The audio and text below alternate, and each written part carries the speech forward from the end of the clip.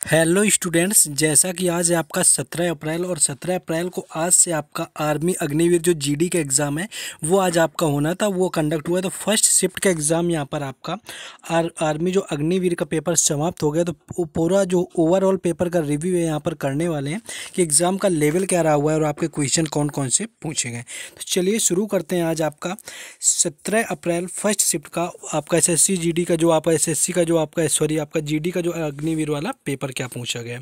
GS का आपका एक क्वेश्चन ये पूछा गया था कि नीरज चोपड़ा का संबंध किस खेल से है। तो पहली बात तो नीरज चोपड़ा की बात करें तो इनका संबंध भाला फेंक से। तो आपको याद रखना है भाला फेंक से संबंधित है नीरज चोपड़ा। और इन्होंने टोक्यो ओलंपिक जो कि 2020 में आयोजित हुआ था, 2020 में आयोजित होने वाले टोक्यो ओलंपिक में इन्होंने 87.58 मीटर भाला फेंक कर स्वर्ण पदक जीता हुआ था भारत के लिए। तो ये व्यक्तिगत श्रेणी में दूसरा स्वर्ण पदक था भारत के लिए, क्योंकि इससे पहले 2008 में अभिनव बिंद्रा ने शूटिंग के अंदर स्वर्ण पदक जीता हुआ था। तो सारे फैक्ट सुनते जाना है, आपको लिखते जाना है, क्योंकि जिनका आगे शिफ्टों में एग्जाम है उनको जरूर मिल जाना है इनसे क्वेश्चन। तो आपको याद रखना, अभिनव बिंद्रा के बाद यहाँ पर किसी ने विश्व स्तर पर चैंपियनशिप में एथलेटिक में स्वर्ण पदक जीतने वाले दूसरे भारतीय बन गए हैं। और इनका संबंध हरियाणा राज्य से टोक्यो ओलंपिक में स्वर्ण पदक जीता हुआ था। तो आपको भाला फेंक से संबंध है इनका नीरज चोपड़ा का, तो ये आपको याद रखना है। नेक्स्ट क्वेश्चन है कि भारत के मुख्य न्यायाधीश कौन है। अगर भारत के मुख्य न्यायाधीश की बात करें कि कौन है, आपका नियुक्ति पूछी गई थी कि इनकी नियुक्ति किसके द्वारा की जाती है। तो सबसे पहले नियुक्ति की बात करें तो भारत के राष्ट्रपति यहाँ पर राइट आंसर हो जाएगा, यानी भारत के राष्ट्रपति के द्वारा सर्वोच्च न्यायालय के मुख्य न्यायाधीश की नियुक्ति तथा अन्य न्यायाधीशों की नियुक्ति की जाती है। अब ये पूछ लिया जाए कि कौन है वर्तमान में, कि यहाँ पर वर्तमान में कौन है मुख्य न्यायाधीश, तो धनंजय यहाँ पर चंद्रचूड़ हैं, जो यानी कि धनंजय चंद्रचूड़ वर्तमान में भारत के मुख्य न्यायाधीश हैं। और इससे पहले बात करें तो यूयू ललित यानी कि उदय उमेश ललित यहाँ पर रहे हुए थे इससे पहले के मुख्य न्यायाधीश, वो 49वें नंबर के थे। और वर्तमान में जो हैं वो 50वें नंबर के मुख्य न्यायाधीश हैं। और वर्तमान में भारत के मुख्य न्यायाधीश हैं धनंजय चंद्रचूड़। इनकी नियुक्ति राष्ट्रपति के द्वारा की जाती है। तो सारे फैक्ट आपको याद रखने हैं। नेक्स्ट क्वेश्चन देखेंगे, लेकिन उससे पहले जिन लोगों ने अभी तक वीडियो को लाइक और चैनल को सब्सक्राइब नहीं किया, तो सबसे पहले तो आपको वीडियो को लाइक करना है, आपको उसके साथ ही चैनल को जरूर सब्सक्राइब करना है, क्योंकि हर एग्जाम से रिलेटेड हर शिफ्ट का एनालिसिस यहाँ पर आपको करवाया जाता है। हर एग्जाम की प्लेलिस्ट बनी हुई है, आप जाकर के आसानी से चेक कर सकते हैं। तो आपको वीडियो को लाइक कर देना। और इन क्वेश्चंस की PDF लेने के लिए आप हमारे टेलीग्राम चैनल और व्हाट्सएप पर जुड़ सकते हैं, जिसका लिंक डिस्क्रिप्शन में दिया गया है। दोनों का व्हाट्सएप ग्रुप है, टेलीग्राम चैनल है, वहाँ पर बाकी सारी अपडेट भी मिलती रहेंगी, बाकी क्वेश्चंस का PDF भी मिल जाएगा। तो वहाँ से जरूर जुड़ जाए। आई होप कि सभी लोगों ने सब्सक्राइब कर दिया है। क्वेश्चन नेक्स्ट देखते हैं। क्वेश्चन ये था कि गुजरात का वर्तमान में मुख्यमंत्री कौन है। अगर गुजरात के मुख्यमंत्री की वर्तमान में बात करें कौन है, तो भारतीय जनता पार्टी की सरकार है वर्तमान में गुजरात में। और अगर बात करें मुख्यमंत्री की तो भूपेंद्र R पटेल यानी भूपेंद्र भाई पटेल जो हैं वर्तमान में गुजरात के मुख्यमंत्री हैं, जो कि भारतीय जनता पार्टी से संबंधित रहे हुए हैं।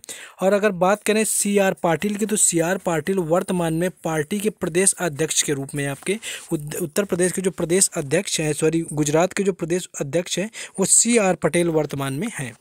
नेक्स्ट क्वेश्चन देखेंगे। नेक्स्ट क्वेश्चन है आपका कि यमुना की सहायक नदी कौन है। तो देखिए क्वेश्चन मोस्टली आपके अच्छे ही मिल रहे हैं, जैसा कि टेक्स्ट बुक में आपके करवाए गए थे, जो आपका होता है जीडी का आपका टेस्ट होता है ऑनलाइन।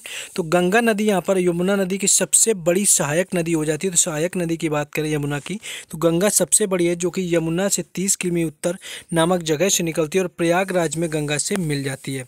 इसकी प्रमुख सहायक नदियों में और बात करें तो चंबल आ जाती है, सेंगर आ जाती है, छोटी सिंधु आती है, बेतवा वगैरह आ जाती।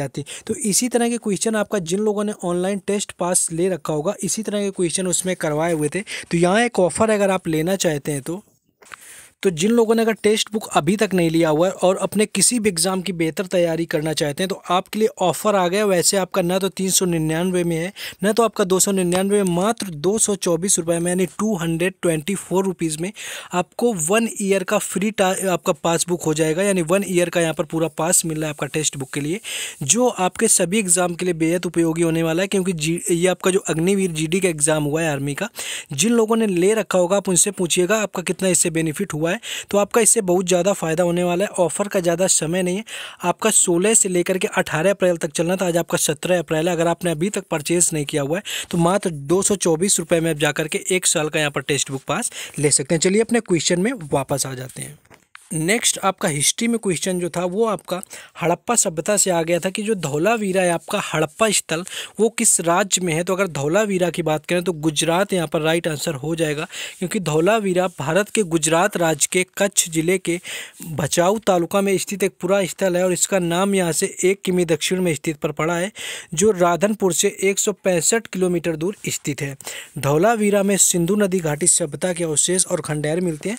और आपका हो सकता है नेक्स्ट शिफ्ट में आपसे लोथल पूछ लिया जाए, क्योंकि कई एग्जाम में पूछा गया है कि लोथल किस राज्य में, तो ये भी आपका गुजरात राज्य में होता है। और धौलावीरा को अभी हाल में यूनेस्को की विश्व धरोहर स्थल में शामिल किया गया, जो कि 39वें नंबर का है, तो आपको ये भी यहाँ पर याद रख लेना है। नेक्स्ट आगे बढ़ेंगे।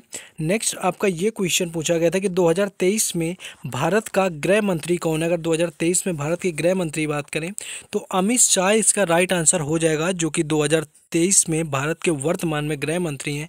और इनकी बात करें तो इनका जन्म 22 अक्टूबर 1964 को श्री कुसुमबेन बेन और अनिल चंद्र शाह के एक संपन्न गुजराती परिवार में हुआ था। तो ये आपको याद रखना है। यहाँ पर आपसे करंट से भी क्वेश्चन मोस्टली पूछे जा रहे हैं और बाकी जितने भी एक्स्ट्रा फैक्ट आपको बता रहे हैं उनको यहाँ पर याद रख लेना, क्योंकि ओवरऑल जो पेपर का लेवल है वो ईजी आ रहा है। आपके 50 क्वेश्चन में से आपके ओवरऑल एग्जाम ईजी है, तो आपको 40 भी क्वेश्चन कर ले पाते हैं, तो काफ़ी अच्छी बात है।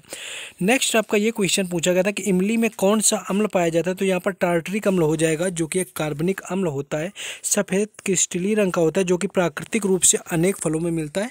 तो ये आपका अंगूर में भी पाया जाता है, इसके साथ साथ आपके केले और इमली में भी पाया जाता है। तो इमली में आपका टार्टरिक अम्ल पाया जाता है, तो ये आपको याद रखना है, क्योंकि इससे आपका पूछा जा चुका है।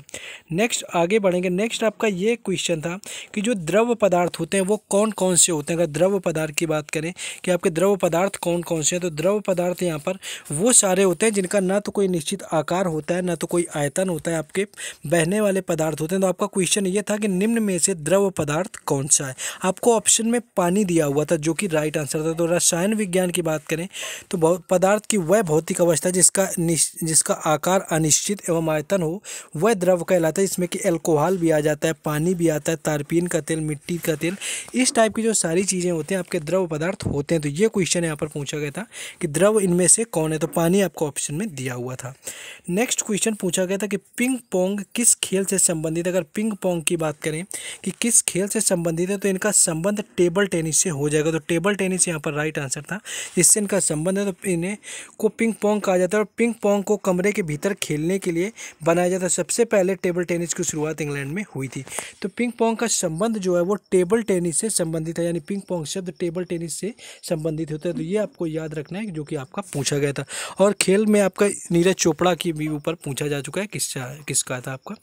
नेक्स्ट क्वेश्चन आपका ये एक कुछ था कि आगरा किसके लिए प्रसिद्ध है, यानी आगरा किसके कारण प्रसिद्ध है। आपका अगर चित्रकला दिया हुआ था ऑप्शन में, जैसा कि पता चल पाया है, अगर आपको चित्रकला दिया हुआ था तो आपका चित्रकला यहाँ पर राइट आंसर हो जाएगा। और अगर आपको चित्रकला नहीं दिया हुआ था तो आपको वहाँ पर ताजमहल दिया होगा, तो ताजमहल भी आपका, ताजमहल की वजह से भी आगरा काफ़ी प्रसिद्ध रहा हुआ है। तो आपको ये याद रखना है, अगर आपका चित्रकला था तो आपको चित्रकला रखना है, क्योंकि चित्रकला भी वहाँ पर आपका पूछा जा चुका है। नेक्स्ट आपका एक ये क्वेश्चन था कि चींटी के काटने से कौन सा एसिड निकलता है, या चींटी के डंक से कौन सा एसिड निकलता है। तो एक्चुअली जो डंक से निकलने वाला एसिड होता है वो हर प्रकार के कीड़े मकोड़े में वही होता है आपका, जो कि फार्मिक अम्ल होता है। तो फार्मिक अम्ल सभी जो आपके छोटे छोटे ये चींटी और चींटा होते हैं इनमें फार्मिक अम्ल पाया जाता है। एक तरह का कार्बनिक यौगिक होता है। और ये लाल रंग की चींटियों में, जुआ में, शहद की जो मक्खियाँ होती हैं, बिच्छू तथा बर्रों के डंकों में आपका पाया जाता है। इन कीड़ों के काटने या डंक मारने पर थोड़ा अम्ल शरीर में प्रविष्ट हो जाता है, तो उस स्थान पर जलन होने लगती है। तो ये आपका यहाँ पर पूछा गया था। तो यहाँ पर फार्मिक अम्ल पाया जाता है चींटी के काटने पर। नेक्स्ट आगे हम लोग देखेंगे कि बाकी ओवरऑल एग्जाम का लेवल क्या था। तो बाकी आपका कोडिंग डिकोडिंग से यहाँ पर रीजनिंग में पूछा गया। तो आपको याद रख लेना है कि जो कोडिंग डिकोडिंग था आपका यहाँ पर पूछा गया था, कोडिंग डिकोडिंग से आया हुए थे आपके 2 क्वेश्चन।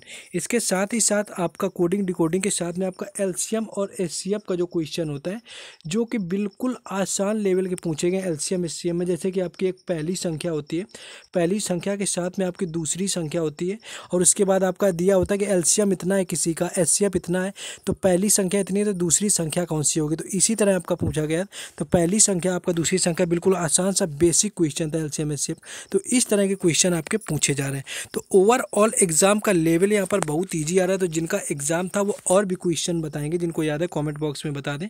बाकी इन क्वेश्चंस का PDF लेने के लिए आपको टेलीग्राम चैनल और व्हाट्सएप ग्रुप का लिंक डिस्क्रिप्शन में दिया गया है, उनसे जुड़ जाना है। बाकी जिनको टेक्स्ट बुक लेना आप ले सकते हो। लास्ट बात, अगर आपने वीडियो को लाइक नहीं किया हुआ है तो आपको वीडियो को लाइक भी कर देना है और साथ ही साथ आपको चैनल को सब्सक्राइब करना है, क्योंकि यहाँ पर आपको हर एग्ज़ाम से रिलेटेड एनालिसिस यहाँ पर आप सभी लोगों को मिलता रहे। तो चलिए मिलते हैं फिर आपके अगले शिफ्ट में आते हैं नया वीडियो लेकर के।